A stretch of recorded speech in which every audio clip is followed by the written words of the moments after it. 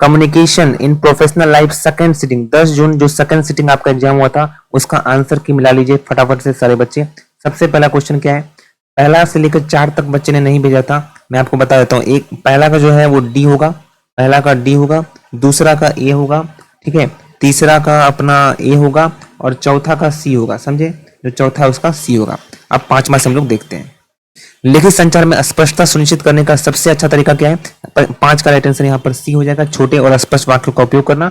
व्यावसायिक वातावरण में सुनने का उद्देश्य क्या है, 6 का राइट आंसर अपना यहाँ पर बी हो जाएगा, वक्ता को समझने के लिए। प्रभावी संचार का क्या लाभ होता है, 7 का राइट आंसर यहाँ पर अपना डी हो जाएगा, उपरोक्त सभी।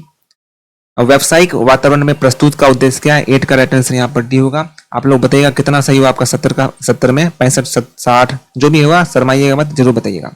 संचार शब्द की उत्पत्ति किस भाषा में हुई थी, लैटिन भाषा में हुई थी, याद रखिएगा राजा, लैटिन भाषा में ही हुई थी।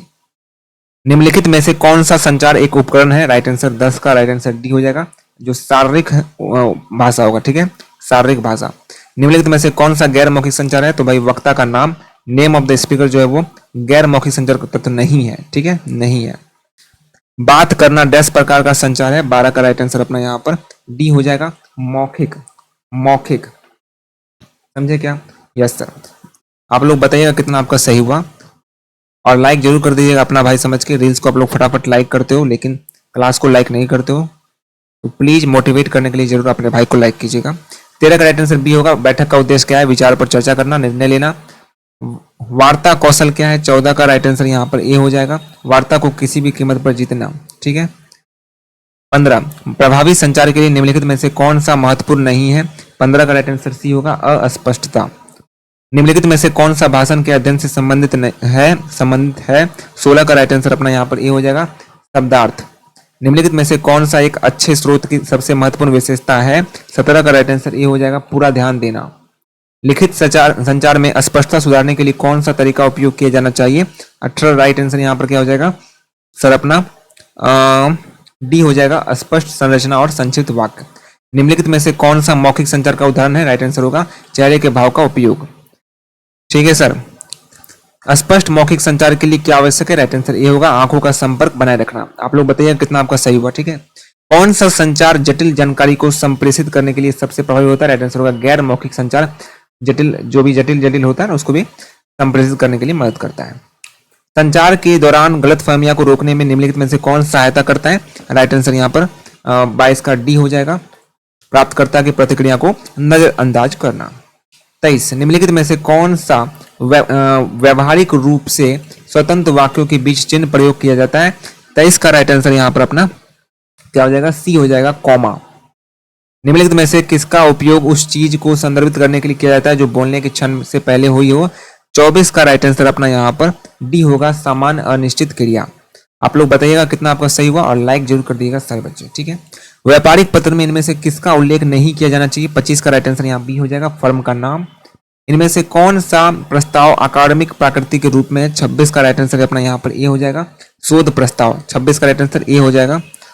27 बहस में इनमें से किससे बचना चाहिए, राइट आंसर 27 का ए हो जाएगा, झगड़ा।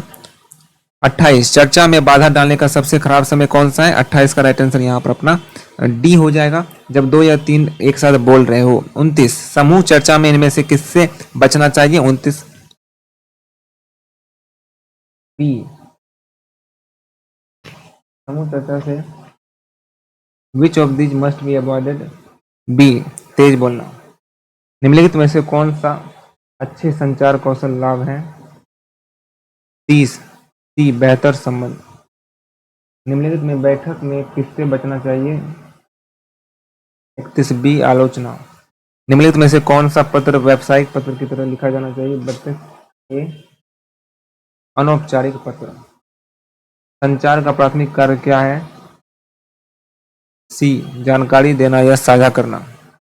इनमें से किस साक्षात्कार में अपमान आम होता है, 34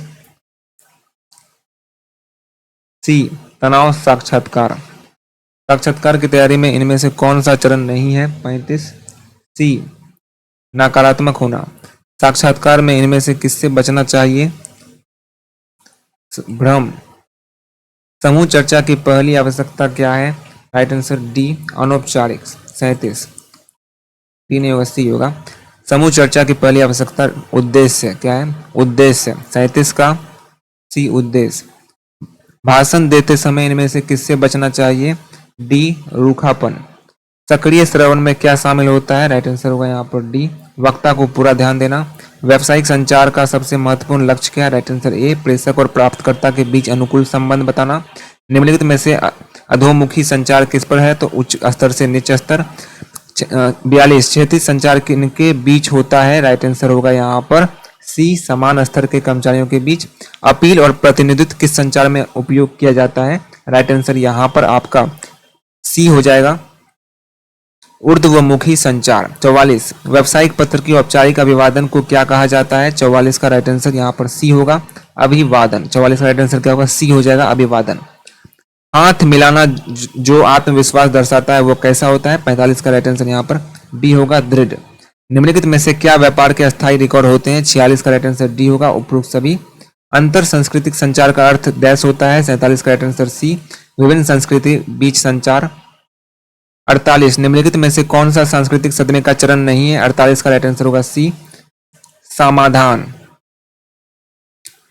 48 का राइट आंसर क्या होगा? हनीमून होगा। ठीक है 48 का राइट आंसर ए होगा बिल्कुल सही हनीमून। एक रूढ़िवादित क्या है? 49 का राइट आंसर बी हो जाएगा समूह के बारे में एक अत्यधिक सरलता का मानकीकरण करना। ठीक है 50 जातीयतावाद क्या है? 50 का राइट आंसर बी हो जाएगा देख लीजिएगा। 51 सांस्कृतिक सदमे को अक्सर किन भावनाओं से पहचाना जाता है? 51 का राइट आंसर बी होगा दिशाहीन नर्व भ्रम और निराश। 52 प्रभावी अंतर सांस्कृतिक संचार के लिए क्या आवश्यक है? 52 का राइट आंसर यहाँ पर ए हो जाएगा समझ अंतर की सम्मान करना। 53 निम्नलिखित में से कौन सांस्कृतिक समाज का उदाहरण? 53 का राइट आंसर ए हो जाएगा अपनी मूल्यों को अधीन संस्कृति पर थोपना। 54 सांस्कृतिक सापेक्षता क्या है? 54 का राइट आंसर ए हो जाएगा यह विश्वास के लिए अपनी संस्कृति अन्य संस्कृतियों से श्रेष्ठ है। कितना आपका सही हुआ जरूर जरूर कमेंट कीजिए। स्टेरियोटाइपिंग कैन लीड 55 का राइट आंसर क्या हो जाएगा? बी हो जाएगा प्रीजुडिशियल एंड डिस्क्रिमिनेशन। बी हो जाएगा प्रीजुडिशियल डिस्क्रिमिनेशन। 56 अंतर सांस्कृतिक संचार आवश्यक है। 56 का राइट आंसर ए हो जाएगा सांस्कृतिक शुद्धता बनाए रखने के लिए। 57 57 नेटिक्वेट्स क्या है? 57 का राइट आंसर बी हो जाएगा ऑनलाइन संचार के दौरान शिष्टाचार। 58 निम्नलिखित में से कौन सा अच्छी नेटिक्वेट्स प्रथा नहीं मानी जाती है? 58 का राइट आंसर यहाँ पर डी हो जाएगा अनचाहे बड़े पैमाने पर ईमेल भेजना।